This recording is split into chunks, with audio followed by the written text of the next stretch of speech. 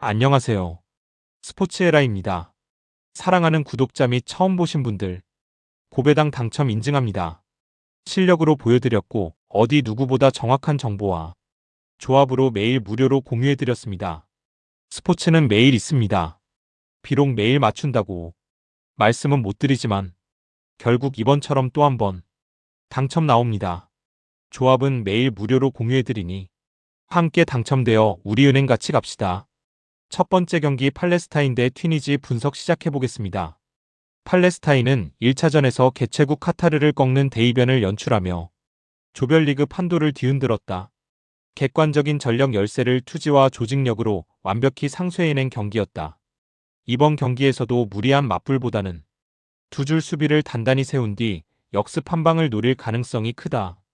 스피드를 활용한 측면 전개와 세컨볼 집중력은 팔레스타인의 핵심 무기다. 무승부만 거둬도 토너먼트 진출에 유리한 고지를 점할 수 있다는 점은 심리적 안정 요소다. 선수들은 이번 경기를 단순한 스포츠 이상의 의미로 받아들이며 다시 한번 투지를 불태울 가능성이 높다. 튀니지는 시리아에게 충격적인 패배를 당하며 벼랑 끝으로 몰렸다. 이번 경기에서 승리하지 못하면 조별리그 탈락 가능성까지 열려있다. 기술적인 미드필더들과 북아프리카 특유의 유연한 공격 전개가 반등의 열쇠다. 수비보다는 공격에 모든 초점을 맞춘 닭공 운영이 불가피한 상황이다. 초반부터 높은 점유율로 팔레스타인을 가둬놓고 두드릴 가능성이 크다. 자존심 회복과 토너먼트 생존이 동시에 걸린 경기다. 분위기와 흐름은 분명 팔레스타인이 우세하다. 하지만 위기에 몰린 강팀의 저력 또한 쉽게 무너질 요소는 아니다.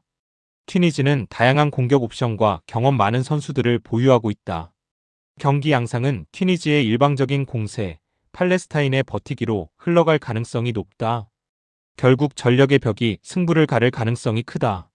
두 번째 경기 시리아 대 카타르 분석 시작해보겠습니다.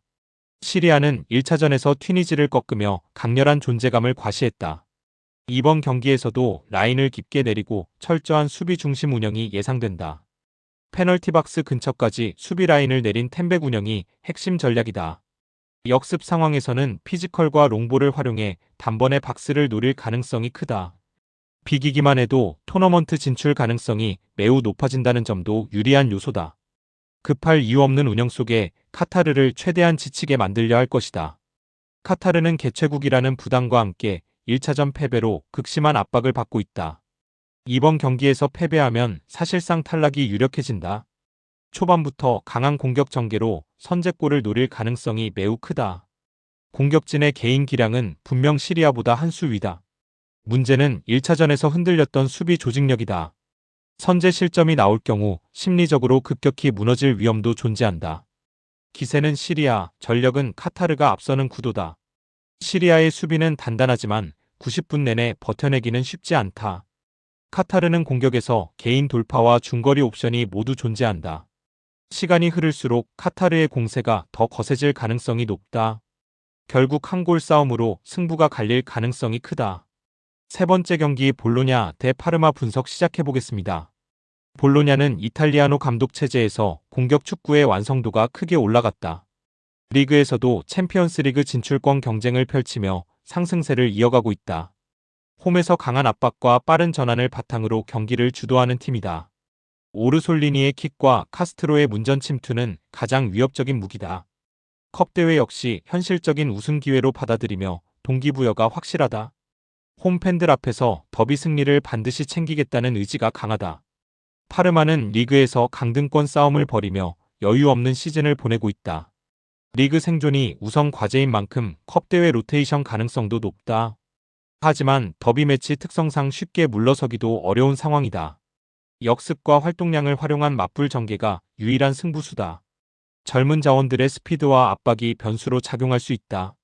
하지만 원정에서 수비 안정감이 크게 떨어진다는 점이 약점이다. 전력, 분위기, 목표 의식 모든 부분에서 볼로냐가 우세하다. 파르마는 원정에서 수비 라인이 쉽게 무너지는 문제가 반복되고 있다. 초반을 버티더라도 90분 내내 집중력을 유지하기는 쉽지 않다. 볼로냐의 압박 강도와 공격 전개는 파르마보다 한 단계 위에 있다. 무난한 홈 승리 가능성이 높다. 네 번째 경기 메뉴 대 웨스트햄 분석 시작해보겠습니다. 메뉴는 시즌 초반의 부진을 털어내고 점차 안정적인 궤도에 진입했다. 브루노 페르난데스를 중심으로 한 2선 전개가 살아나고 있다. 은베모의 결정력은 최근 메뉴 공격의 가장 큰 무기다. 홈에서는 전방 압박과 빠른 전환이 한층 더 강해진다. 올드 트래포드의 분위기 또한 경기 초반부터 웨스트햄을 압박할 요소다. 이번 승리로 상위권 경쟁에 다시 불을 붙이려 한다. 웨스트햄은 올 시즌 수비 조직력 붕괴로 고전을 면치 못하고 있다.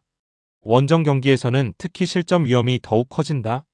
보웬의 개인 기량을 활용한 역습이 가장 현실적인 공격 루트다. 수책의 제공권은 세트피스 상황에서 유일한 기대 요소다. 라인을 내리고 철저히 버티는 운영이 불가피하다. 승점 1점 확보만으로도 만족해야 하는 구도다. 현재 전력과 흐름 모두 메뉴 쪽으로 크게 기울어 있다. 웨스트햄은 수비가 쉽게 무너지는 구조적 문제가 크다. 메뉴는 홈에서 공격 전개가 훨씬 매끄럽다. 웨스트햄이 템백으로 버티더라도 실점 가능성은 매우 높다.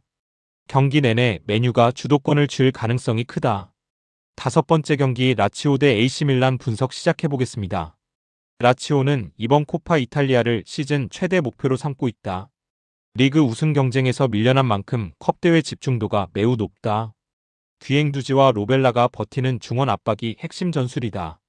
자카니의 측면 돌파와 칸첼리에리의 침투는 역습의 중심축이다. 홈팬들의 응원과 단판 승부의 흐름은 라치오의 유리한 요소다. 초반부터 강한 압박으로 밀란을 흔들 가능성이 크다.